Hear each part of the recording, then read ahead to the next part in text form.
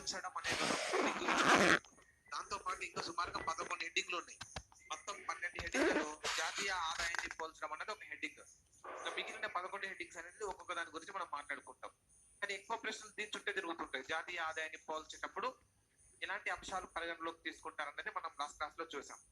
ప్రపంచవ్యాప్తంగా జాతీయ ఆదాయాన్ని పోలుస్తున్నప్పుడు జిఎన్ఐని అండ్ మార్కెట్ ప్రైస్ ని పరిగణలోకి తీసుకుంటారు. ప్రపంచవ్యాప్తంగా జిఎన్ఐ అంటారు, ఇండియాలో జిఎన్పి అండ్ మార్కెట్ ప్రైస్ అంటారు. ఇలా ప్రపంచ దేశాల మధ్య అభివృద్ధిని పోల్చేటప్పుడు జాతీయ ఆదాయాన్ని చూస్తారు. అలా చూస్తున్నప్పుడు జిఎన్పి అండ్ మార్కెట్ ప్రైస్ ని పరిగణలోకి తీసుకోవడం జరుగుతుంది. 2009 కన్నా ముందు జిడిఐ లేదా జిడిపి అండ్ మార్కెట్ ప్రైస్ ని పరిగణలోకి తీసుకోవడం జరిగింది. 2009కు ముందు జిడిపి అండ్ మార్కెట్ ప్రైస్ ని పరిగణలోకి తీసుకుని ప్రపంచ దేశాల మధ్య అభివృద్ధిని పోలిస్తే 2009 నుంచి జిఎన్పి అండ్ మార్కెట్ ప్రైస్ ని పరిగణలోకి తీసుకుని జాతీయ ఆదాయాన్ని పోల్చారు. ఆర్థిక సంవత్సరంలో జాతీయ ఆదాయము అంటే జిడిపి అండ్ మార్కెట్ ప్రైస్. మరి వాస్తవంగా భారత్ లో జాతీయ ఆదాయాన్ని ఎన్ఎన్పి అండ్ ఫ్యాక్టర్ కాస్ట్ లో పరిగణలోకి తీసుకునేవారు. 2015 నుంచి సుందరం కమిటీ సూచన మేరకు NNP and factor cost place లో ఎన్ఎన్పి అండ్ మార్కెట్ ప్రైస్ ని పరిగణలోకి తీసుకోవడం జరుగుతుంది 2015 నుంచి. అలాగనే గతించిన సంవత్సరపు జాతీయ ఆదాయము అంటే ఎన్డిపి అండ్ ఫ్యాక్టర్ కాస్ట్ ని పరిగణలోకి తీసుకునేది.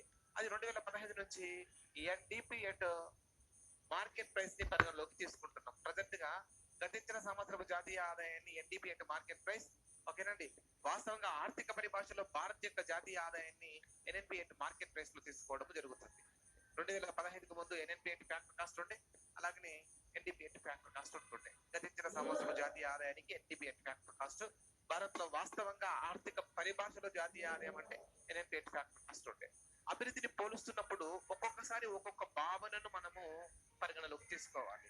మరి తీసుకోవాలంటే మనకు ముందుగా వీటి మీద క్లారిటీ ఉండాలి. అందుకోసమని దీనికి సంబంధించినటువంటి ఆ ఫండమెంటల్స్ ఏవో మనం కంప్లీట్ చేసుకొని ముందుకు వచ్చాం. ఇవి తెలియాలంటే మనం మాట్లాడుకునేటువంటి నోట్ 1, నోట్ 2, నోట్ 3 ఈ 3 పాయింట్స్ కోసమే మీకు మీ క్లాస్ అంతా ఎక్స్ప్లెయిన్ చేయడం జరిగింది. ఈ నోట్ 1, నోట్ 2, నోట్ 3 మీకు ఇప్పుడు ఇలాంటి సందర్భంలో వీటి మధ్య వ్యత్యాసాన్ని పోలుస్తున్నప్పుడు ఏంటి సార్ తేడా మీకు మైండ్ లో రావచ్చు. GDP and market price, GNP and market price తేడా ఏంటి, అలాగే ఎన్డిపి అండ్ ఫ్యాక్టర్ కాస్ట్ కి, అలాగే ఎన్డిపి అండ్ మార్కెట్ ప్రైస్ కి తేడా ఏంటి. ఇట్లా వీటి మధ్య తేడాలు తెలుసుకోవాలనుకున్నప్పుడు ఆ నోట్ 1, నోట్ 2, నోట్ 3 చదువుకోండి, సరిపోతుంది.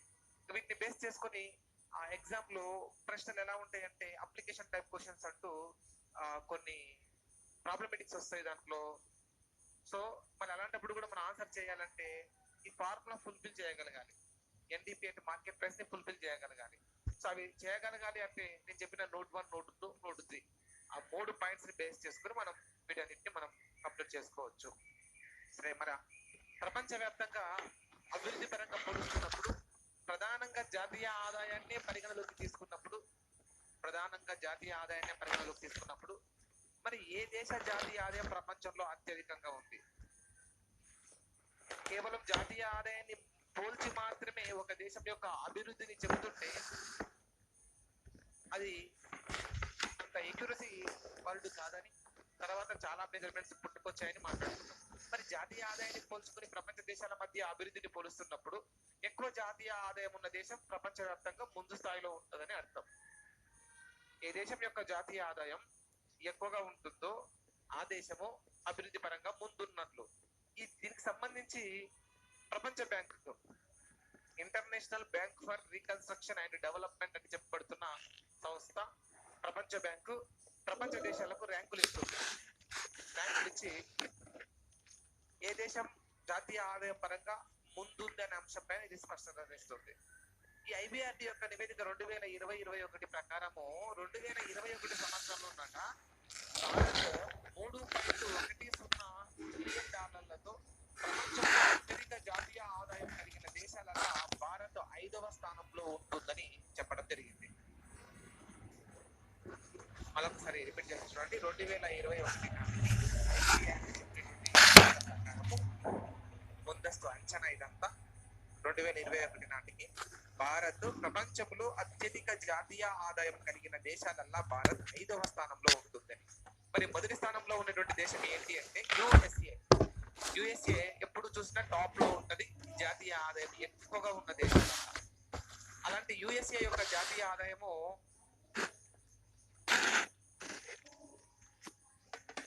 22.67 ట్రిలియన్ డాలర్లు. $1 ట్రిలియన్ అంటే 1,00,000 కోట్లు అని అర్థం. $1 ట్రిలియన్ అంటే 1,00,000 కోట్లని మన భాషలో. మామూలుగా మిలియన్ అంటే 10 లక్షలు అంటారు. మిలియన్ అంటే 10 లక్షలు. 10 మిలియన్లు అయితే 1 బిలియన్. 10 మిలియన్లు అయితే 1 బిలియన్. మరి ఎలాంటప్పుడు మనం ట్రిలియన్ మాట్లాడుకుంటున్నాం. 10 లక్షలైతే 1 మిలియన్, 100 మిలియన్లు అయితే 1 బిలియన్, 100 బిలియన్లు అయితే 1 ట్రిలియన్. మరి ఇప్పుడు 22.67 ట్రిలియన్ డాలర్లు అంటే 1 ట్రిలియన్ డాలర్ని 1,00,000 కోట్లతో పోల్చుకోండి, ఈజీగా మనకు అర్థమైపోతుంది. 1 ట్రిలియన్ డాలర్ని 1,00,000 కోట్లతో కంపేర్ చేసుకోవాలి. మరి ఆ మాట్లాడుకుంటున్నప్పుడు రెండవ స్థానంలో ఉండేటువంటి దేశం చైనా. చైనా యొక్క జాతీయ ఆదాయం 16 ట్రిలియన్ డాలర్లు. థర్డ్ ప్లేస్ లో ఉన్నటువంటి దేశం జపాన్. జపాన్ యొక్క ఆదాయము 5.4 ట్రిలియన్ డాలర్లు. అలాగనే జర్మనీ 4th ప్లేస్ లో ఉంది. ఈ జర్మనీ యొక్క ఆదాయము 4.3 ట్రిలియన్ డాలర్లు కాగా ఇండియా 5th ప్లేస్ లో ఉన్నది. ఇండియా యొక్క ఆదాయము 3.1 ట్రిలియన్ డాలర్లు. అంటే 1 ట్రిలియన్ డాలర్ అంటే 1,00,000 కోట్లు. ఓకేనండి. మరి ఇప్పుడు 3.1 అంటే ఎన్ని లక్షల కోట్లు వస్తాయండి? 1 ట్రిలియన్ డాలర్ అంటే 1,00,000 కోట్లు అని, 3.1 లక్షల కోట్లు అని మనం ఇక్కడ అర్థం చేసుకోవాల్సి ఉంటుంది. ప్రపంచవ్యాప్తంగా ఎగ్జామ్ లో ప్రశ్న అడిగితే ఆన్సర్ చేయడానికి రెడీగా ఉండండి. ప్రపంచవ్యాప్తంగా అత్యధిక జాతీయ ఆదాయం కలిగిన దేశాలలో భారత్ ఎన్నవ స్థానంలో ఉంది అంటే 5వ స్థానంలో ఉంది. ఈ ప్రశ్న అడగడానికి ఎక్కువగా అవకాశం ఉన్నది. గతంలో ఇలాంటి ప్రశ్న చాలా సందర్భాలలో అడిగారు. భారత్ ఎన్నవ స్థానంలో ఉంది అనేది చాలా ఇంపార్టెంట్ క్వశ్చన్. తర్వాత ప్రపంచవ్యాప్తంగా అత్యధిక జాతీయ ఆదాయం కలిగిన దేశాలు వరుసగా అన్నప్పుడు టాప్ 3 కంట్రీస్ ని మనం ఇక్కడ మెన్షన్ చేయాల్సి ఉంటుంది.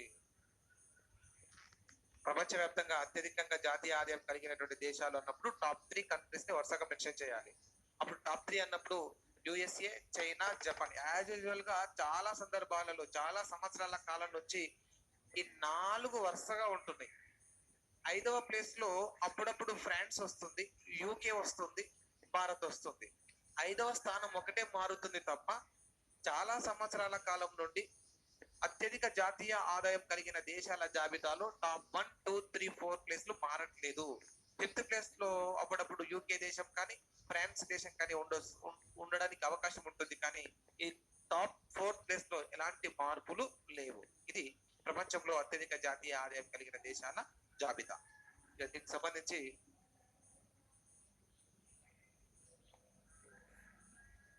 అత్యల్ప జాతీయ ఆదాయం కలిగినటువంటి దేశం అన్నప్పుడు తువాలు వస్తుందండి. తువాలు దీని యొక్క ఆదాయం 0.0065 ట్రిలియన్ డాలర్స్.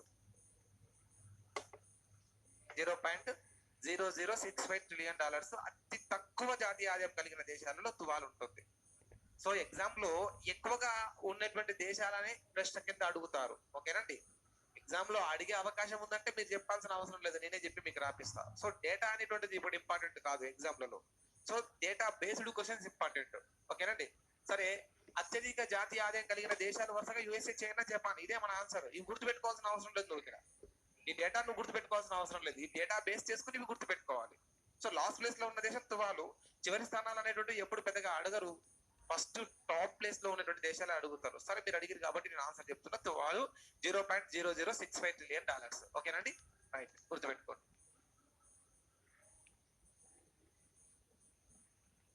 ఎందుకు సార్ జాతీయ ఆదాయాన్ని డాలర్లలోనే చెబుతారు అంటే ఈ జాతీయ ఆదాయాన్ని ప్రపంచ బ్యాంకు చెబుతుంది ప్రపంచ దేశాల మధ్య. మన భారతదేశ జాతీయ ఆదాయము రూపీలలోనే చెబుతారు. అది మీరు జాతీయ ఆదాయం టాపిక్ లో చదువుకొని ఉన్నారు. మన జాతీయ ఆదాయ భావనలు ఏంటి, కాన్సెప్ట్ ఏంటి, మన జాతీయ ఆదాయ వివరాలు ఏంటి అన్నది మీరు జాతీయ ఆదాయ టాపిక్ దగ్గర చదువుకొని ఉన్నారు. కానీ ఇక్కడ మనం మాట్లాడుకుంటుంది ప్రపంచ దేశాల మధ్య వృద్ధిని పోలుస్తున్నప్పుడు జాతీయ ఆదాయం అనే ఒక టాపిక్ వస్తుంది కదా. మళ్ళీ అలాంటప్పుడు ఆ ప్రపంచ దేశాలలో ఎక్కువ జాతీయ ఆదాయం ఏ దేశాల్లో ఉంది అంటే అన్ని దేశాల జాతీయ ఆదాయాన్ని డాలర్ లో కంపేర్ చేయడం జరుగుతుంది. సో మీ ఆలోచన ఒకవేళ డాలర్ ఎందుకు తీసుకున్నారు, జపాన్ యొక్క ఎన్ తీసుకోవచ్చు కదా, చైనా యొక్క ఎన్బింబి లేకపోతే యువాన్ అంటారు దాన్ని, చైనా కరెన్సీని, దాన్ని తీసుకోవచ్చు కదా. లేకపోతే యూరోపియన్ యూనియన్ దేశాల యొక్క యూరో కరెన్సీని కానీ, రష్యా దేశం యొక్క రూబిన్ కరెన్సీని కానీ తీసుకోవచ్చు కదా అని మీ ఒక డౌట్. కానీ అంతర్జాతీయ వర్తక నిబంధనలో భాగంగా 1944లో ఏర్పాటు చేయబడినటువంటి బెటన్ వుడ్స్ సమావేశంలో ఇలాంటి సమస్య ఒకటి ప్రపంచ దేశాల మధ్య జనరేట్ అయింది. మీ క్వశ్చన్ కరెక్టేనండి. డాలర్లలోనే ఎందుకు జాతీయ ఆదాయాన్ని చెబుతారు, ప్రతిసారి డాలర్లలో చెప్పడానికి రీజన్ ఏంటి అంటే 1944లో బెటన్ వుడ్స్ సమావేశం అనే ఒక సమావేశం జరిగింది. అందులో ప్రపంచ దేశాల మధ్య వ్యాపారం చాలా చింద్రవందరంగా నడుస్తుంది, దాన్ని సరి చేయాలనే కాన్సెప్ట్ తో ఆ సమావేశాన్ని ఏర్పాటు చేశారు. అమెరికాలోని బెటన్ వుడ్స్ అనేటువంటి సమావేశం. అయితే అక్కడ రైజ్ అయిన క్వశ్చన్ ఏంటంటే, సార్ ఒక చిన్న ఎగ్జాంపుల్ చెప్తున్నా. అయ్యా, భారతదేశము చైనాతో వ్యాపారం చేసి రూపాయలు ఇచ్చి సరుకు కొనుక్కున్నది, మళ్ళీ భారత రూపాయలు చైనా వాడు ఏం చేసుకుంటాడు? ఇన్ కేస్ ఫ్యూచర్ లో ఎప్పుడైనా చైనా వాడికి భారత్ తో వ్యాపారం చేయాలనుకుంటే మన రూపాయలు మనకిచ్చి మన దగ్గర సరుకు కొంటాడు. ఒకవేళ చైనా దగ్గర ఉన్న భారత రూపాయలకు నమ్మకం లేకపోతే మన ఆర్బిఐ గోల్డెన్ అసెట్స్ దానికి షూరిటీగా చూపించాలి. ఓ చైనా, నువ్వేం బెంగ పెట్టుకోకు, నీ దగ్గర సరుకు కొంటున్నప్పుడు నేను రూపాయలే ఇస్తాను, ఎప్పుడైనా నేను ఇచ్చిన రూపాయల మీద నీకు నమ్మకం పోతే ఆ రూపాయలు తిరిగి నాకు ఇస్తే దానికి సరిపడినంత బంగారాన్ని అప్పుడున్న మెజర్మెంట్ ప్రకారం మీకు ఇచ్చేస్తానన్న నమ్మకంతో ప్రపంచ దేశాల వ్యాపారం అంతా తమ సొంత కరెన్సీలలో జరిగేది గతంలో 1944 కన్నా ముందు. సొంత కరెన్సీలో ప్రపంచ వ్యాపారం జరుగుతున్న క్రమంలో దేశాల మధ్య ఫ్లక్చువేషన్ వచ్చినప్పుడు భారత్ నుంచి చైనాకి వెళ్ళినటువంటి రూపాయలు మళ్ళీ తిరిగి భారత్ కు వచ్చి చైనా వాడు మన రూపాయలు మనకిచ్చి సరుకు కొంటుంటే చైనా అడిగిన సరుకు ఇవ్వలేకపోతున్నాం, ఆ రూపాయిని మనం తీసుకోలేకుండా మా దగ్గర సరుకు లేదని చెబుతుంటే అప్పుడు చైనా వాడికి ఏమైతుంది? మనమేమో చైనా దగ్గర సరుకు కొన్నప్పుడు రూపాయలు ఇచ్చి కొనుక్కున్నాం, మన రూపాయలన్నీ చైనా దగ్గర ఉన్నాయి, చైనా కరెన్సీ మన దగ్గర లేదు కాబట్టి మన కరెన్సీ మాత్రమే మనం చైనాకి ఇవ్వగలిగినాము. ఇప్పుడు చైనా వాడు మన రూపాయలను తీసుకొని ఏం చేసుకుంటాడు? మళ్ళీ తిరిగి భారత్ వ్యాపారం చేయాల్సిందే. లేదనుకుంటే జపాన్ తో అగ్రిమెంట్ చేసుకుని, ఓ జపాన్, నా దగ్గర భారత్ కరెన్సీ ఉంది, నువ్వు ఒకవేళ భారత్ తో వ్యాపారం చేసుకోవాలనుకుంటే నేను నీ దగ్గర కొన్ని సరుకులు కొని భారత రూపాయలు నీకు ఇస్తా, నువ్వు భారత్ దగ్గర నువ్వు వ్యాపారం చేసుకో. ఇట్లాంటి అడ్జస్ట్మెంట్ ఉంటుండే. ప్రపంచ వ్యాప్తంగా మన కరెన్సీకి గోల్డెన్ అసెట్స్ అస్యూరెన్స్ ఇస్తుండే. ఎప్పుడైతే మన దగ్గర బంగారం ప్రపంచ దేశాల మధ్య బంగారం విలువలు తగ్గిపోయినాయో ఆ దేశాల కరెన్సీకి విలువ తగ్గిపోయింది. దీంతో ప్రపంచ దేశాల మధ్య వ్యాపారం అంతా చింద్రవంతరం అయిపోయింది. అలాంటి పరిస్థితి నుంచి బయటపడడానికి 1944లో బెటన్ వుడ్స్ సమావేశాన్ని ఒకటి ఏర్పాటు చేసింది. ఈ బెటన్ వుడ్స్ సమావేశంలో ఇక దేశాల మధ్య ఒకటే ఘర్షణ. మా దగ్గర వ్యాపారం చేసినప్పుడు మా కరెన్సీ తీసుకున్నారు, కానీ మళ్ళీ తిరిగి మా కరెన్సీ తీసుకున్నారు, వాళ్ళ కరెన్సీని మాకు ఇచ్చారు. చైనా అబ్జెక్షన్ చెబుతుంది, ఇగో భారత్ మా దగ్గర సరుకు కొంటున్నప్పుడు రూపాయలు ఇచ్చి కొనుక్కున్నది, మళ్ళీ తిరిగి వాళ్ళ రూపాయలు వాళ్ళకి ఇచ్చేసి బంగారం ఏమంటే ఏలేకపోతుంది, ఏంటి దీని పరిస్థితి అనే అంశం పైన ప్రపంచ దేశాల మధ్య ఘర్షణ వాతావరణమే సృష్టించబడ్డది 1944లో. అప్పుడు అమెరికా వాడు ముందుకొచ్చి ఇక నుంచి వ్యాపారాన్ని డాలర్లలో చేయండి, మీకు డాలర్ మీద పూర్తి నమ్మకం నేను ఇస్తున్నా, ఎప్పుడైనా మీకు డాలర్ మీద నమ్మకం పోయిందంటే చెప్పండి, వెంటనే డాలర్ ని వెనక్కి తీసుకొని దానికి సరిపడినంత బంగారాన్ని నేను మీకు ఇస్తా, ఆ స్థాయిలో బంగారం నిల్వలు నా దగ్గర ఉన్నాయని అమెరికా చూపించడమే కాదు, అలాంటి ద్రవ్యత్వాన్ని కాపాడడానికి ఇంటర్నేషనల్ మానిటరీ ఫండ్ అనేది ఒకటి ఏర్పాటు చేయాలని ఆ బెటన్ వుడ్స్ సమావేశంలోనే ఒక నిర్ణయం తీసుకున్నారు. ప్రపంచ దేశాల మధ్య వ్యాపారాన్ని సజావుగా చేస్తున్న క్రమంలో వివిధ దేశాల యొక్క కరెన్సీకి విలువలు పోకుండా సరైనటువంటి వ్యాపార స్థాయి కొనసాగించడానికి అంతర్జాతీయ ద్రవ్య నిధి ఇంటర్నేషనల్ మానిటరీ ఫండ్ ఒకటి ఏర్పాటు చేశారు, IMF ని ఏర్పాటు చేశారు. అయితే ఇదేం చేస్తుందంటే ప్రపంచ దేశాల మధ్య వ్యాపారం కొనసాగుతున్నప్పుడు డాలర్లలో వ్యాపారం కొనసాగిస్తుంది. ఎవరికైనా డాలర్ మీద నమ్మకం లేదనుకుంటే రిటర్న్ ఇచ్చేస్తే దానికి సరిపడినంత బంగారం మనకు వస్తుంది. తర్వాతి కాలంలో అమెరికా అప్పుడున్నటువంటి పరిస్థితులను బట్టి 1944లో ఉన్న పరిస్థితిని బట్టి అప్పుడు పెద్దగా ప్రపంచ వ్యాపారం లేదు. ఈ రోజు ప్రపంచ దేశాల మధ్య వ్యాపారం ఎంత జోరుగా కొనసాగుతుందో ఆ స్థాయిలో ఆ రోజు లేదు. కాబట్టి అప్పటికి డాలర్లు చాలా తక్కువనే అవసరం కాబట్టి ఆ సరిపడినంత బంగారం అమెరికా దగ్గర ఉంది కాబట్టి సరిపోయింది. ప్రపంచ వ్యాప్తంగా సర్క్యులేషన్ లో ఉన్నటువంటి ఆ డాలర్ కి అమెరికా బంగారపు హామీని ఇవ్వగలిగింది. కానీ తర్వాతి కాలంలో ప్రపంచ వ్యాపారం రోజు రోజుకు పెరుగుతుండటంతో డాలర్ కొరత ఏర్పడ్డది. డాలర్ కొరత ఏర్పడితే దానికి ప్రత్యామ్నాయంగా ఎస్డిఆర్ అనేటువంటి స్పెషల్ డ్రాయింగ్ రైట్స్ అనే ఒక ప్రత్యేక కరెన్సీని సృష్టించారు. దానికి 5 దేశాల యొక్క బంగారపు హామీని ఇవ్వడం జరిగింది.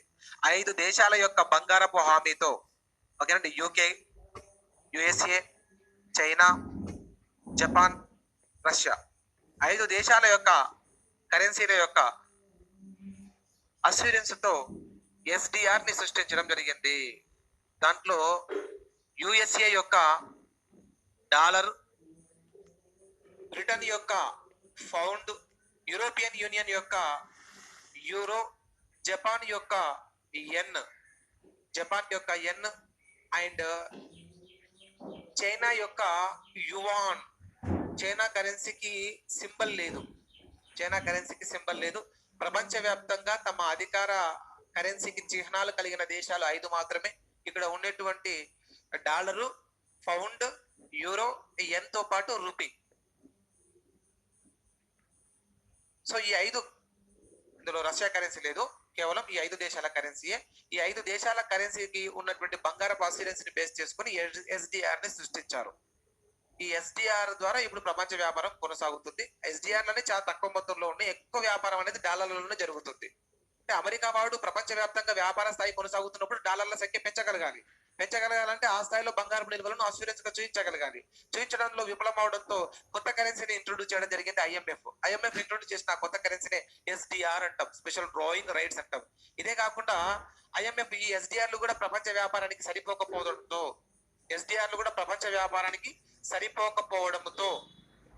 తర్వాత ఐఎంఎఫ్ ఏం చేసింది, ప్రపంచ దేశాలారా ప్రపంచ వ్యాపారం రోజు రోజుకు జోరుగా కొనసాగుతుంది, దేశాలు దగ్గర అయిపోతున్నాయి. మరి ఇలాంటప్పుడు ఈడున్న అసలు బంగారపు అస్యూరెన్స్ తో చలామణిలో ఉన్నటువంటి ఎస్డిఆర్లు కానీ డాలర్లు కానీ ఇవి సరిపోతలేవు. అందుకే ఐఎంఎఫ్ ఏం చెప్పింది, ప్రపంచ దేశాలారా మీ దగ్గర ఉన్నటువంటి బంగారం నిల్వలు అలాగనే మీ యొక్క వ్యాపార స్థాయి, అలాగనే మీ యొక్క జాతీయ ఆదాయం, ఈ మూడింటిని ఆధారంగా చేసుకొని నేను మీకు ఒక కోటా చెబుతాను. మీ కరెన్సీలను కూడా ప్రపంచ స్థాయి కరెన్సీగా మార్చుదాం, మీ కరెన్సీలను కూడా అంతర్జాతీయ కరెన్సీ కింద డిజైన్ చేద్దాం. భారత్ నీ కరెన్సీని కూడా అంతర్జాతీయ కరెన్సీ కింద మారుస్తా, కాకపోతే పూర్తి స్థాయిలో కాదు. నీ బంగారం ఎంత, నీ జాతీయ ఆదాయం ఎంత, నీ వ్యాపార స్థాయి ఎంత, దాన్ని బట్టి నీకు కోటా చెబుతాను. ఆ కోట ఎంత అని అనుకుందాం, 10,000 కోట్లు అని చెప్పింది అనుకోండి. ఈ 10,000 కోట్ల రూపాయలను మనం ఏం చేయాలి, మన కరెన్సీని తీసుకెళ్లి ఐఎంఎఫ్ దగ్గర పెట్టాలి, మన రూపాయలను ఐఎంఎఫ్ దగ్గర పెట్టాలి. అంతకన్నా ఎక్కువ ఇస్తానే తీసుకోదు. మన ఆర్బీఐ ముద్రించినటువంటి కరెన్సీని కేవలం 10,000 కోట్ల వరకు మాత్రమే తీసుకుని ఐఎంఎఫ్ తన దగ్గర పెట్టుకుంటది. తన దగ్గర పెట్టుకుని తర్వాత ఏం చేస్తుందంటే, ప్రపంచానికి ఏదైనా ఒక దేశానికి భారత్ తో వ్యాపారం చేయాలని అనుకుంటే వాళ్ళకు రూపాయలు కావాలి కదా, వాళ్లకు ఐఎంఎఫ్ మన రూపాయలను ఇస్తుంది. అలాగనే భారత్ కూడా ప్రపంచంలో ఏదైనా ఒక దేశంతో వ్యాపారం చేయాలని అనుకున్నప్పుడు, ఫర్ ఎగ్జాంపుల్ జపాన్ తో ఎరువులు కొనాలని అనుకుంటుంది భారత్. కొనాలనుకున్నప్పుడు జపాన్ కరెన్సీ మనం తీసుకోవాలి. ఎవరి దగ్గర ఉంటది జపాన్ కరెన్సీ? ఐఎంఎఫ్ దగ్గర ఉంటది. ఎందుకంటే ప్రపంచ దేశాలకు భారత్ కి విధించిన కోటానే ఐఎంఎఫ్ ప్రపంచంలో అన్ని దేశాలకు కోటా విధిస్తుంది. అన్ని దేశాలు కూడా తమ కోటా మందం తమ కరెన్సీని తీసుకొచ్చి ఐఎంఎఫ్ దగ్గర పెడతాయి. ఇప్పుడు ప్రపంచంలో ఏ దేశ కరెన్సీ కావాలన్నా ఎవరి దగ్గరికి పోవాలి? ఐఎంఎఫ్ దగ్గరికి పోతే చాలు. ఐఎంఎఫ్ దగ్గరికి వెళ్ళి భారత్ యొక్క కోటా ఎంత? 10,000 కోట్లు. ఈ 10,000 కోట్ల రూపాయలకు సరిపడినంత విదేశీ కరెన్సీని మనం పొందొచ్చు, అంతకు మించి పొందలేము. ఇప్పుడు జపాన్ యొక్క జపాన్ యొక్క యెన్లు కావాలనుకుంటే ఈ 10,000 కోట్ల రూపాయలకు సరిపడినంత జపాన్ యొక్క యెన్లు పొందొచ్చు. మనం ఎక్కడ దొరుకుతాయి? ఐఎంఎఫ్ వద్ద దొరుకుతాయి. అంటే ప్రపంచ వ్యాపారాన్ని సులభతరం చేయడం కోసం ఫస్ట్ ప్రపంచ వ్యాప్త కరెన్సీ కింద డాలర్ వచ్చింది, ఆ తర్వాత ఎస్డిఆర్లు వచ్చినాయి. ఎస్డిఆర్లు కూడా ప్రపంచ వ్యాపారానికి సరిపోకపోవడంతో ఐఎంఎఫ్ ఈ కొత్త విధానానికి నాంది పలికింది. ఆయా దేశాల యొక్క బంగారము, వ్యాపార స్థాయి మరియు నేషనల్ ఇన్కమ్ మూడింటిని బేస్ చేసుకుని ఆయా దేశాలకు కొంత కోటాను విధిస్తుంది. ఆ కోటా మందం కరెన్సీని ఆయా దేశాలు ఐఎంఎఫ్ దగ్గర పెట్టుకోవాలి, ఐఎంఎఫ్ తన దగ్గర ఉంచుకుంటుంది. ప్రపంచంలో ఏ దేశానికైనా సరే ఏ దేశ కరెన్సీ కావాలన్నా వారి కోటా మందం ఐఎంఎఫ్ వద్ద దొరుకుతుంది. ఇట్లా ప్రపంచ వ్యాపారంలో ఎక్కువగా డాలరే ఉంది, అందుకే ఈ డాలర్ వాటానే ఎక్కువ. ఆ తర్వాత ఎస్డిఆర్ లిటిల్ బిట్, ఆ తర్వాత ఐఎంఎఫ్ లో మన కోట, ఇది కూడా లిటిల్ బిట్టే, కానీ ఎక్కువ వ్యాపారం డాలర్లలో జరుగుతుంది. సో అంతర్జాతీయ కరెన్సీ అంటే నేడు డాలరే. అందుకే మనం జాతీయ ఆదాయాన్ని ప్రపంచవ్యాప్తంగా పోల్చుతున్నప్పుడు కానీ, అంతర్జాతీయ కరెన్సీని మాట్లాడుకుంటున్నప్పుడు కానీ డాలర్ అన్న పదం వస్తుంది. ఓకేనండి, మీకు ఈ ప్రశ్నకి ఆన్సర్ వచ్చిందా? ఓకే సార్, ఇంకా మళ్ళీ క్వశ్చన్ అడిగారు, పర్చేసింగ్ పవర్ ప్యారిటీ అంటే ఏంటి అని. సో నెక్స్ట్ ఇప్పుడు మన టాపిక్ అదే, పర్చేసింగ్ పవర్ ప్యారిటీయే. సో మంచి క్వశ్చన్ అడిగారు సార్ ఎం రమేష్ గారు. పర్చేసింగ్ పవర్ ప్యారిటీ అంటే ఏంటో జస్ట్ వితిన్ ఒక 5 or 10 minutes లో నేను మీకు ఎక్స్ప్లెయిన్ చేస్తాను. ఎందుకంటే నెక్స్ట్ ఐఎంఎఫ్ అనే ఒక సంస్థ ప్రపంచ దేశాల యొక్క జాతీయ ఆదాయాన్ని పిపిపి డాలర్లలో లెక్కిస్తుంది. పిపిపి డాలర్లలో లెక్కిస్తుంది. సో ఆ పిపిపి డాలర్స్ అంటే దాని ఫుల్ అబ్రివేషన్ ఏంటి, అసలు పిపిపి డాలర్లను ఎలా పరిగణలోకి తీసుకుంటారు అన్నది చూడాలి.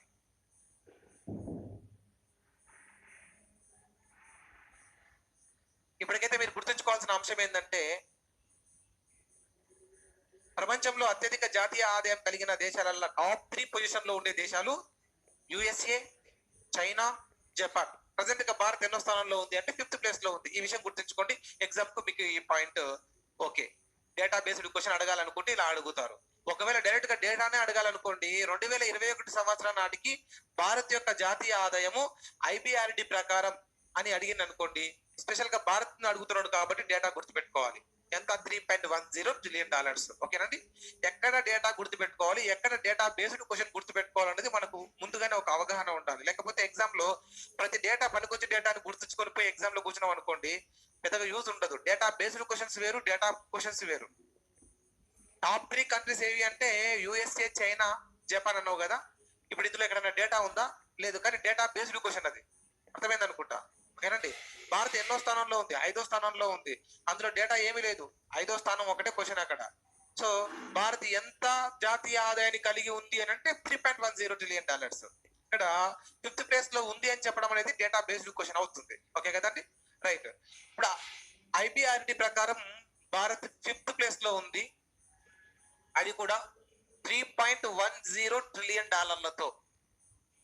2021 నాటికి. మరి ఐఎంఎఫ్ ప్రకారం, ఐఎంఎఫ్ యొక్క రిపోర్ట్ 2021 ప్రకారము భారత్ అత్యధిక జాతీయ ఆదాయం కలిగిన దేశాలలో 3rd ప్లేస్ లో ఉంది, $10.20 trillion. అయితే ఐఎంఎఫ్ చెప్పింది ఏంటంటే పిపిపి డాలర్లలో చెబుతుంది, పర్చేసింగ్ పవర్ ప్యారిటీలో చెబుతుంది, పర్చేసింగ్ పవర్ ప్యారిటీలో చెబుతుంది. సార్ మామూలుగా యుఎస్ డాలర్లలో చెబుతున్నప్పుడు $3.10 trillion ఉన్న మన జాతీయ ఆదాయము ఐఎంఎఫ్ పర్చేసింగ్ పవర్ ప్యారిటీలో కంపేర్ చేసేసరికి ఏకంగా $10.20 trillion ఎట్లయింది సార్? అంత ఆదాయం ఎలా పెరిగింది? ఇదే కదా మన డౌట్. సో ఇందాక రమేష్ సార్ గారు అడిగిన క్వశ్చన్ కూడా అదే అన్నమాట.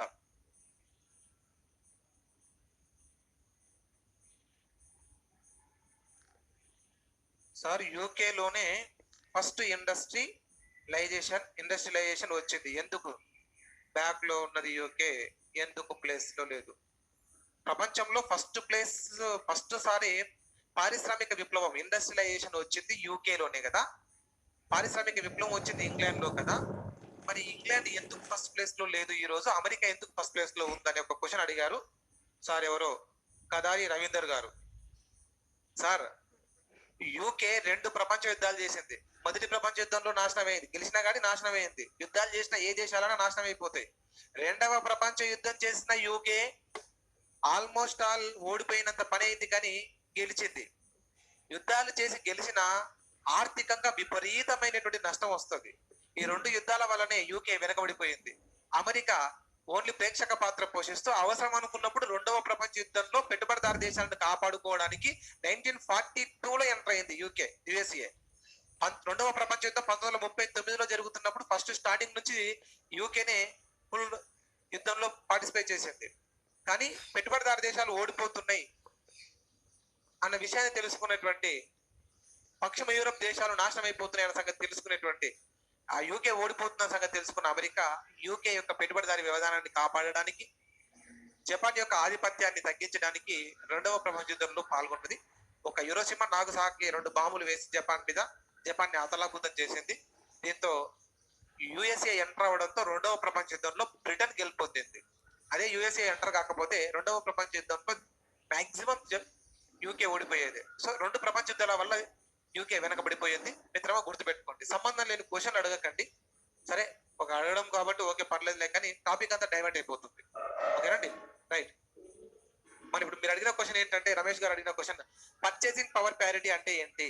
అసలు దీని ఫస్ట్ అబ్రివేషన్ ఏదో చూద్దాం. పర్చేసింగ్ పవర్ ప్యారిటీ, దీని తెలుగులో కొనుగోలు శక్తి రేటు ఆధారము అని పిలుస్తాం. కొనుగోలు శక్తి రేటు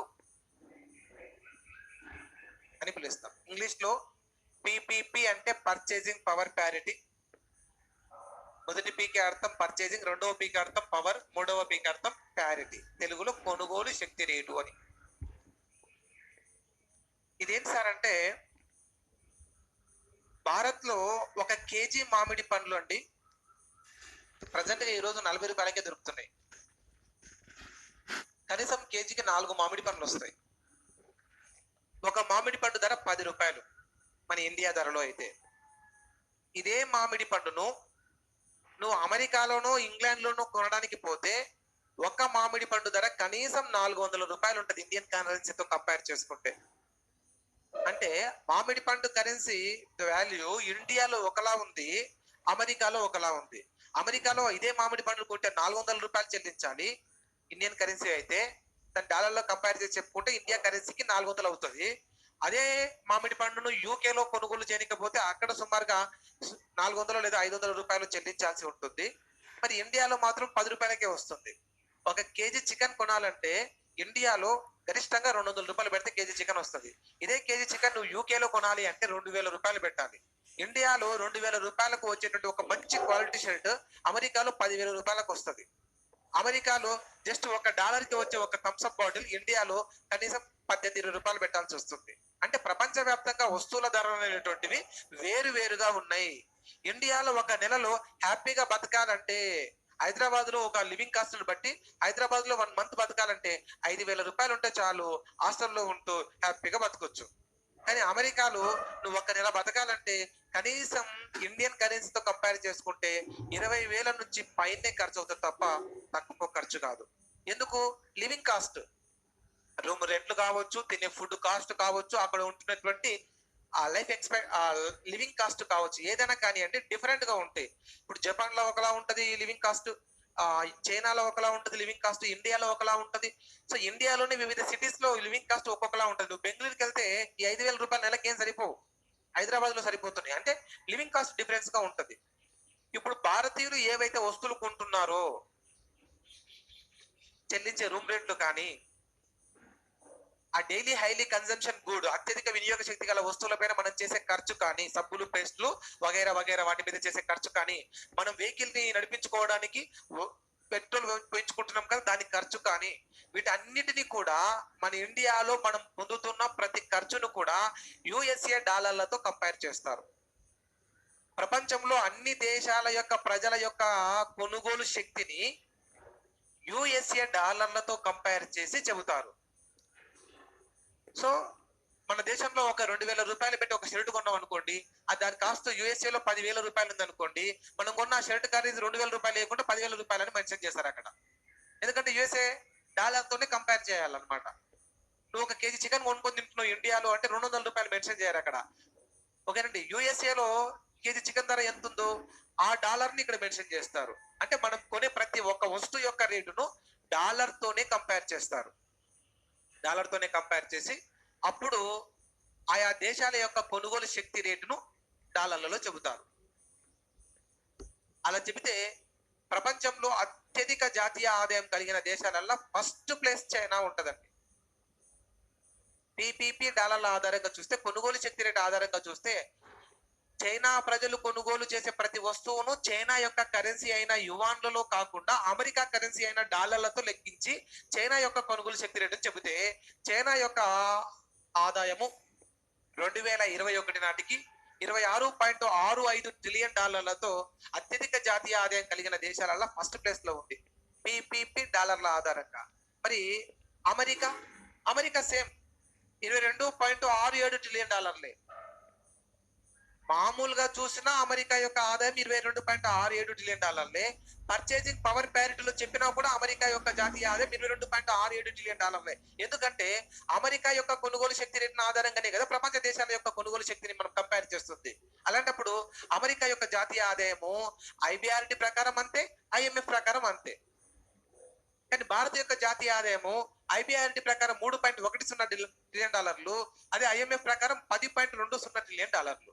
ఎందుకు ఇలా జరిగిందంటే, భారత్ యొక్క కొనుగోలు శక్తి రేటుని ఇండియన్ కరెన్సీ రూపంలో కాకుండా అమెరికా కరెన్సీ అయిన యుఎస్ డాలర్ల రూపంలో కంపేర్ చేసి చెప్పడం జరుగుతుంది.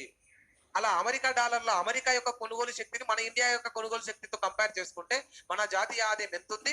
10.20 ట్రిలియన్ డాలర్లు అని అర్థం. ఓకేనండి. సో ఇట్లా నువ్వు కొన్న ప్రతి వస్తువుని ఇండియన్ కరెన్సీలో కాకుండా అమెరికా వాల్యూతో కంపేర్ చేస్తారు. నువ్వు రూమ్ రెంట్ నెలకు ఎంత చెల్లిస్తున్నావో ఆ రెంట్ అమెరికాలో ఎంత ఉందో అంత కంపేర్ చేసుకుంటారు. నువ్వు కేజీ మామిడిపల్లి ఇక్కడ ఉన్నావంటే అమెరికాలో ఎంత ఉందో అంత ధర ఇక్కడ మెన్షన్ చేస్తారు. దీన్ని డాలర్లలో కంపేర్ చేయడం, యుఎస్ డాలర్లతో కంపేర్ చేస్తూ ప్రపంచ దేశాల యొక్క కొనుగోలు శక్తి రేటును పోల్చి జాతీయ ఆదాయం చెబుతుంటే, టాప్ 1 ప్లేస్ లో ఉన్న దేశం చైనా అయితే, టాప్ 2 లో ఉన్నది ఇండియా, టాప్ 2 లో ఉన్నది యుఎస్ఏ, ఫస్ట్ ప్లేస్ లో ఉన్నది చైనా. చైనా యొక్క ఆదాయం పిపిపి డాలర్లలో 26.65 ట్రిలియన్ డాలర్లు, అది కూడా పిపిపి డాలర్స్ అంటే అర్థం. అలాగే సెకండ్ ప్లేస్ లో ఉన్నటువంటిది యుఎస్ఏ 22.67 ట్రిలియన్ డాలర్స్, అది కూడా పిపిపి డాలర్స్. అయితే ఇండియా థర్డ్ ప్లేస్ లో ఉందండి. ఇండియా యొక్క ఆదాయము 10.20 ట్రిలియన్ డాలర్లు థర్డ్ ప్లేస్ లో ఉంది. ఫోర్త్ ప్లేస్ లో ఉన్నటువంటిది మళ్ళీ జపాన్ యొక్క ఆదాయము 5.58 ట్రిలియన్ డాలర్స్, అది కూడా పిపిపి డాలర్స్. ఫోర్త్ ప్లేస్ లో ఉన్నది జర్మనీ యొక్క ఆదాయము 4.74 ట్రిలియన్ డాలర్స్, అది కూడా పిపిపి డాలర్స్. 2021లో ఐఎంఎఫ్ యొక్క అంచనా ఈ స్థాయిలో ఉండొచ్చు అని, భారత్ థర్డ్ ప్లేస్ లో ఉంటుందని అభిప్రాయపడింది ఐఎంఎఫ్. 2021 నాటికి 10.20 ట్రిలియన్ డాలర్లతో థర్డ్ ప్లేస్ లో ఉండొచ్చని. మరి ఇటీవలి సంవత్సరంలో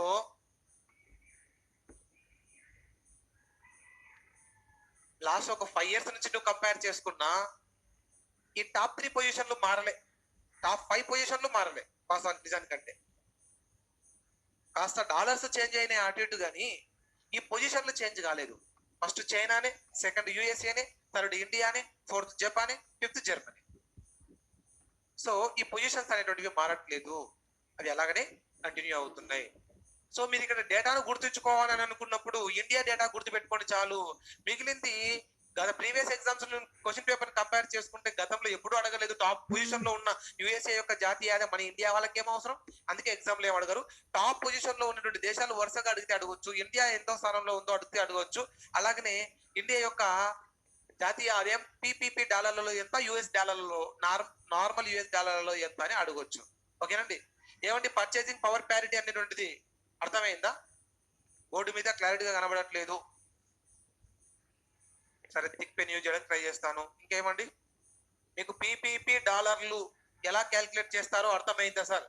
అయింది కదా. ప్రతి దేశం యొక్క కొనుగోలు శక్తి రేటును యుఎస్ డాలర్లతో కంపేర్ చేస్తారు, కంపేర్ చేసి చెప్పేదే పిపిపి డాలర్స్. ఓకేనండి, రైట్. ఇప్పటి వరకు ప్రపంచ దేశాల మధ్య అభివృద్ధిని పోల్చడానికి జాతీయ ఆదాయాన్ని కంపేర్ చేస్తారు. ఏ దేశం అభివృద్ధి పరంగా ముందుంది జాతీయ ఆదాయం పరంగా అనేటువంటి అంశాన్ని మనం ఇక్కడ మాట్లాడుకోవడం జరిగింది. ఇక నెక్స్ట్ మన హెడ్డింగ్ తలసరి ఆదాయాన్ని పోల్చడం. నోట్స్ రెడీ అయిపోయింది, ఈరోజు మన వాళ్ళకి ఇచ్చేస్తున్నాను. వాళ్ళు జిరాక్స్ తీసి మీకు రేపు నుంచి అందుబాటులో పెడతారు, తీసుకోండి. నోట్స్ రెడీ అయిపోయింది, అప్డేట్ నోట్స్ కంప్లీటెడ్. మీరు రేపు నుంచి తీసుకోవచ్చు.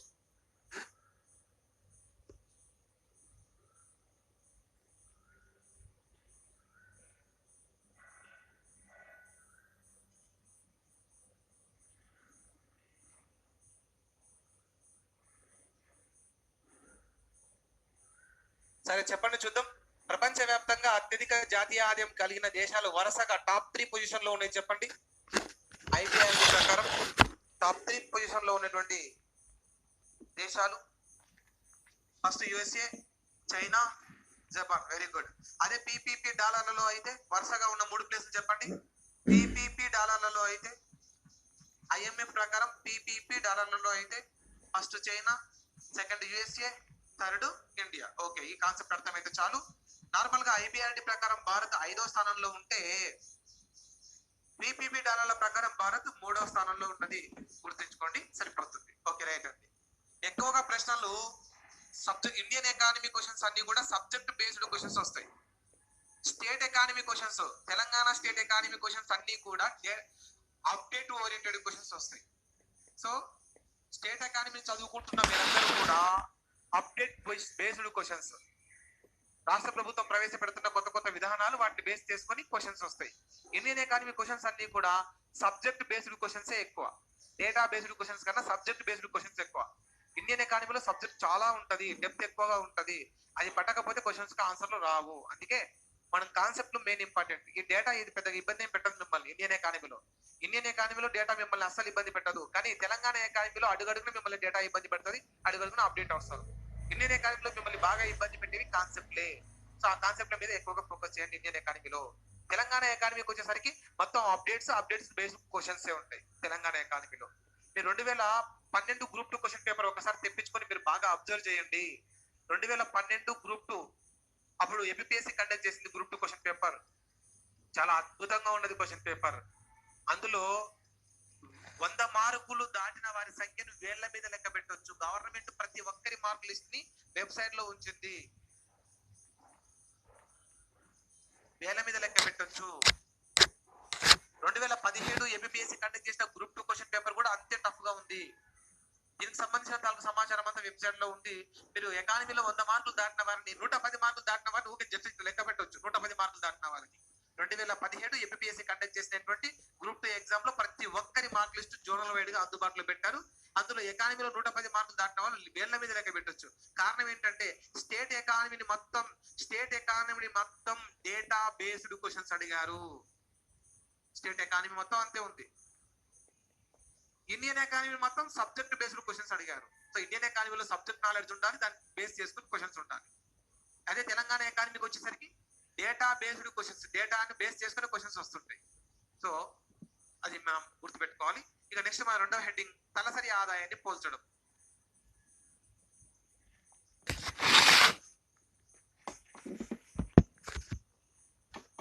తలసరి ఆదాయాన్ని పోల్చడం. ఇందులో కూడా డేటా ఉంటదండి. డేటా కన్నా క్వశ్చన్ ఎక్కువగా సబ్జెక్ట్ మీదనే ఉంటది. ఇండియన్ ఎకానమీలో సబ్జెక్ట్ బేస్డ్ క్వశ్చన్ ఎక్కువ ఉంటది. ఓకేనండి, గుర్తించాలి. తలసరి ఆదాయాన్ని పోల్చి ప్రపంచ దేశాల మధ్య అభివృద్ధిని చెప్పడం అన్నది కొంత మెరుగైనటువంటి కొలమానంగా భావించాలి. జాతీయ ఆదాయాన్ని పోల్చి ఒక దేశం యొక్క అభివృద్ధిని చెప్పడం కన్నా తలసరి ఆదాయాన్ని పోల్చి ఒక దేశం యొక్క అభివృద్ధిని చెప్పడం అనేది కొంత విశ్వసనీయమైనటువంటి అంశం, ఎక్యురసీ అంశంగా చెప్పాలి. మరి తలసరి ఆదాయాన్ని కంపేర్ చేస్తున్నప్పుడు మనకు ప్రపంచవ్యాప్తంగా తలసరి ఆదాయాన్ని లెక్కలోకి తీసుకుంటున్నప్పుడు ఎలాంటి భావన తెర మీదకి వస్తుంది, దేశీయంగా తలసరి ఆదాయాన్ని చెప్తున్నప్పుడు ఎలాంటి భావన తెర మీదకి వస్తుంది, రాష్ట్రాలలో తలసరి ఆదాయం చెప్తున్నప్పుడు ఎలాంటి భావన తెర మీదకి వస్తుంది, జిల్లాలలో తలసరి ఆదాయాన్ని చెప్తున్నప్పుడు ఎలాంటి భావన తెర మీదకి వస్తుందో ఇక్కడ కొంచెం మనం చూడాల్సి ఉంది. ప్రపంచవ్యాప్తంగా ఇప్పుడు మామూలుగా తలసరి ఆదాయం అంటే మీకు అందరికి తెలుసు. తలసరి ఆదాయం యొక్క ఈక్వేషన్ చెప్పండి. తలసరి ఆదాయం యొక్క ఈక్వేషన్ చెప్పండి. ఎలా రాబడతారు తలసరి ఆదాయం?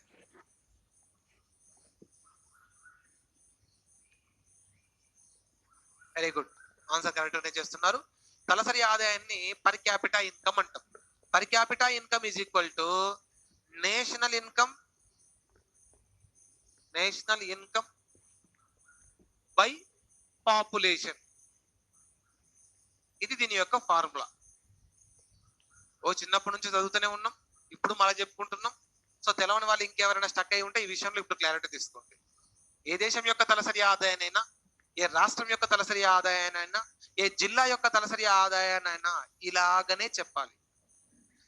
మరి ఇప్పుడు ఒక దేశం యొక్క జాతీయ ఆదాయాన్ని ఆ దేశం యొక్క జనాభాతో భాగిస్తే తలసరి ఆదాయం వివరాలు తెలుస్తాయి. మరి ప్రపంచ నివేదికల కోసం తలసరి ఆదాయాన్ని చెప్పాలంటే క్లియర్ గా గుర్తుపెట్టుకోండి. ప్రపంచ నివేదికల కోసం per capita income is equal to GNI by population into ఏం లేదు, మళ్ళీ ఏమైనా పెట్టారు పోతారు చూడండి. రైట్. ప్రపంచ నివేదికల కోసం జాతీయ ఆదాయాన్ని చెప్పాలంటే GNI పాపులేషన్. ఎందుకంటే ప్రపంచ నివేదికల కోసం జాతీయ ఆదాయం అంటే GNIఏ. మరి భారత నివేదికల కోసం జాతీయ ఆదాయాన్ని చెప్పాలంటే భారత నివేదికల కోసం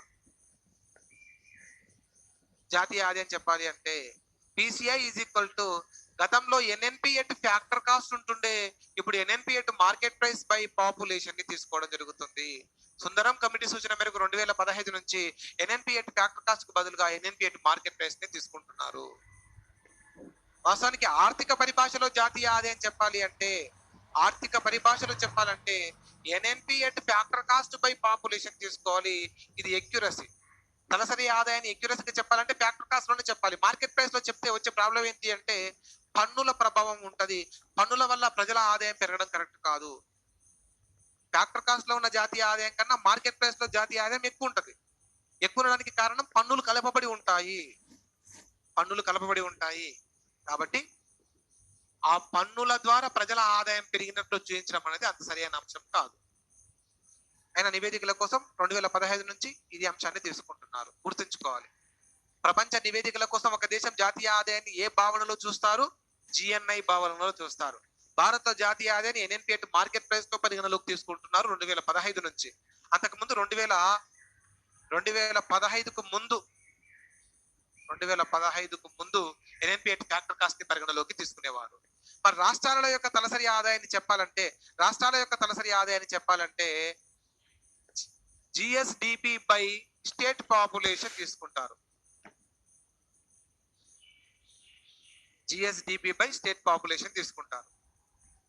జిల్లాల యొక్క తలసరి ఆదాయాన్ని చెప్పాలంటే GDDP బై డిస్ట్రిక్ట్ పాపులేషన్ ని తీసుకుంటారు.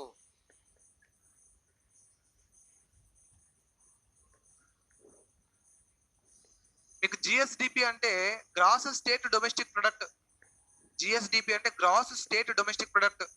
GDDP అంటే గ్రాస్ డిస్ట్రిక్ట్ డొమెస్టిక్ ప్రొడక్ట్ అని అర్థం వస్తుంది. సో జిల్లాల యొక్క తలసరి ఆదాయాన్ని GDDP బై డిస్ట్రిక్ట్ పాపులేషన్, అలాగనే రాష్ట్రాల యొక్క తలసరి ఆదాయాన్ని GSDP by state population, Bharat లో జాతీయ ఆదాయాన్ని NNP@ మార్కెట్ బై పాపులేషన్, ప్రపంచవ్యాప్తంగా జాతీయ ఆదాయాన్ని GNI బై పాపులేషన్ కింద తీసుకుంటారు. సో ప్రపంచ నివేదికల కోసం ఒక కాన్సెప్ట్ ఉంది జాతీయ ఆదాయం అన్నప్పుడు, భారత నివేదికల కోసం ఒక కాన్సెప్ట్ ఉంది భారత నివేదికల కోసం. అలాగనే గతంలో ఒక భావన ఉండేది, NNP@ factor cost by population ఉండేది. ఇప్పుడు NNP@ market price by population వస్తుంది. రాష్ట్రాల తలసరి ఆదాయం కోసం GSDP బై స్టేట్ పాపులేషన్ వస్తుంది. జిల్లా యొక్క తలసరి ఆదాయం కోసం GDDP బై డిస్ట్రిక్ట్ పాపులేషన్ అనే అంశము వస్తుంది. ఇది దీనికి సంబంధించి. సో ఈ వర్షన్ లో ప్రశ్న అనేది గతంలో మనం ఎప్పుడు క్వశ్చన్ పేపర్ లో చూడలేదు. బెస్ట్ సబ్జెక్ట్ నాలెడ్జ్ కోసం మనం మున్ముందు హ్యూమన్ డెవలప్మెంట్ ఇండెక్స్ గురించి మాట్లాడుకుంటాం. అభివృద్ధి కొలమానాలలో అది ఒకటి. హ్యూమన్ డెవలప్మెంట్ ఇండెక్స్ లో జీవన ప్రమాణాన్ని కంపేర్ చేస్తున్నప్పుడు, ప్రపంచ దేశాల యొక్క జీవన ప్రమాణాన్ని కంపేర్ చేస్తున్నప్పుడు ఆ జీవన ప్రమాణాన్ని తలసరి ఆదాయంలోనే లెక్కిస్తారు. ఆ తలసరి ఆదాయాన్ని కూడా వివిధ దేశాల యొక్క తలసరి ఆదాయాన్ని కూడా GNI లో తీసుకుంటారన్న విషయాన్ని మనం గుర్తుపెట్టుకోవాలి. సో అందుకోసమని ఈ కాన్సెప్ట్ ని ఇక్కడ బోర్డు మీద రాసి చెప్తున్నాను, గుర్తుంచుకోవాలి. సో ఒక దేశం యొక్క జీవన ప్రమాణం తెలుసుకోవాలి అంటే ఆ దేశం యొక్క తలసరి ఆదాయాన్ని చూడాలి.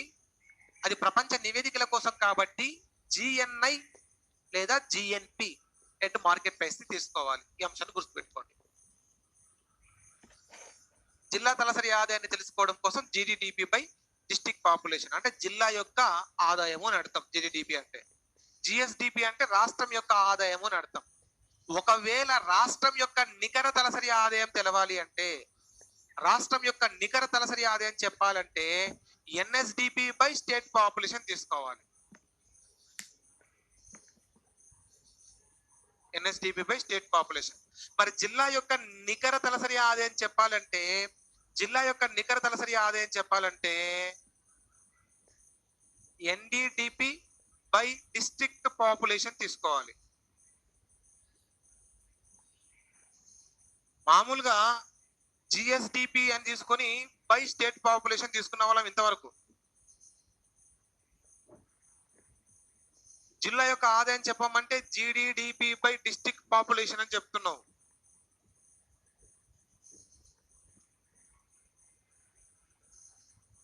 నార్మల్ గా రాష్ట్ర తలసరి ఆదాయాన్ని GSDP బై స్టేట్ పాపులేషన్ అని చెప్తాం. రాష్ట్ర తలసరి ఆదాయం.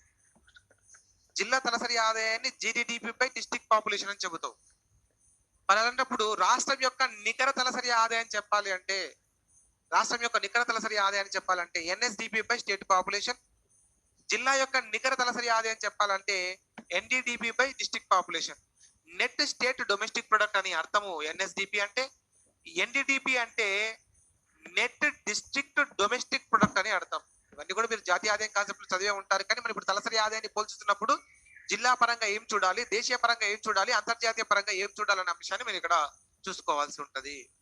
అంతే కదండి? రైట్. మరి ఇప్పుడు ఇందులో 2016 TSPSC కండక్ట్ చేసినటువంటి గ్రూప్ 2 ఎగ్జామ్ లో అడిగిన ప్రశ్న ఈ క్రింది రకంగా ఉంది. మరి మీరు ఆన్సర్ చేయగలరా లేదో ఒకసారి చెక్ చేసుకుందాం.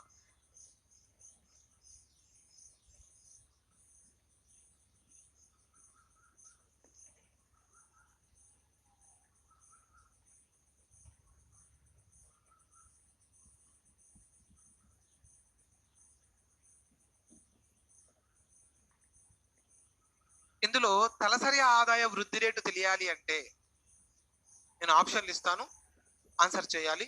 ఎంతమంది కరెక్ట్ ఆన్సర్ చేస్తారో ఒకసారి చూద్దాం.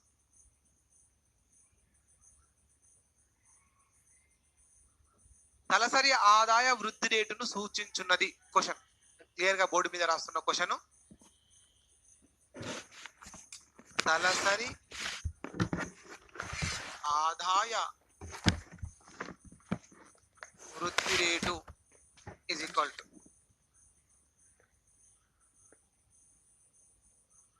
ఆప్షన్ ఏ జనాభా వృద్ధి రేటు మైనస్ జాతీయ ఆదాయ వృద్ధి రేటు.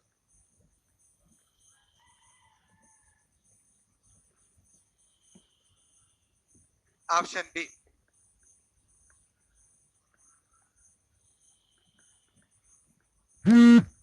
జాతీయ ఆదాయ వృద్ధి రేటు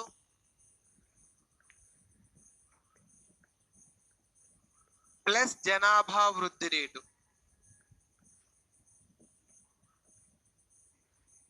నెక్స్ట్ ఆప్షన్ సి జనాభా వృద్ధి రేటు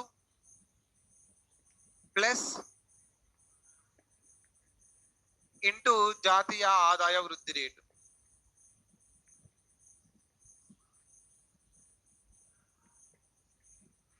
ఆప్షన్ డి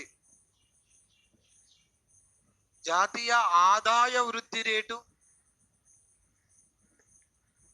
మైనస్ జనాభా వృద్ధి రేటు. ఇందులో ఏది కరెక్టో చూస్ చేసుకోండి. తలసరి ఆదాయ వృద్ధి రేటు తెలియాలంటే ఇందులో ఏది కరెక్ట్? బి రాస్తున్నారు తప్పు, బి రాస్తున్నారు తప్పు, ఏ రాసే వాళ్ళు తప్పు. ఏ బిలు రెండు తప్పు. D correct. జాతీయ ఆదాయ వృద్ధి రేటు మైనస్ జనాభా వృద్ధి రేటు ఈక్వల్ టు తలసరి ఆదాయ వృద్ధి రేటు. ఈ విషయం మీకు తెలవాలి. ఎగ్జామ్ లో ప్రశ్న వస్తే పోగొట్టుకోకూడదు. ఎలా సార్? ఇప్పుడు మనం ఉదాహరణలోకి వెళ్తాం. ఎగ్జామ్ లో అడిగారని చెబితే చాలు, మనం దాని మీద ఫోకస్ చేస్తాం కదా. ఇప్పుడు చూద్దాం. ఇలాంటి ప్రశ్నని మళ్ళా అడిగితే మనం తప్పు చెప్పకుండా ఉండాలి, మార్కు పోగొట్టుకోకుండా ఉండాలి అంటే కరెక్ట్ గా దాన్ని ఫైండ్ అవుట్ చేద్దాం. ఎలా తీసుకొస్తారు, ఎలా తలసరి ఆదాయ వృద్ధి రేటు తెలుసుకోవచ్చు.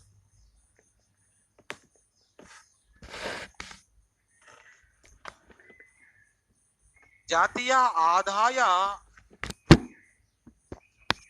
వృద్ధి రేటు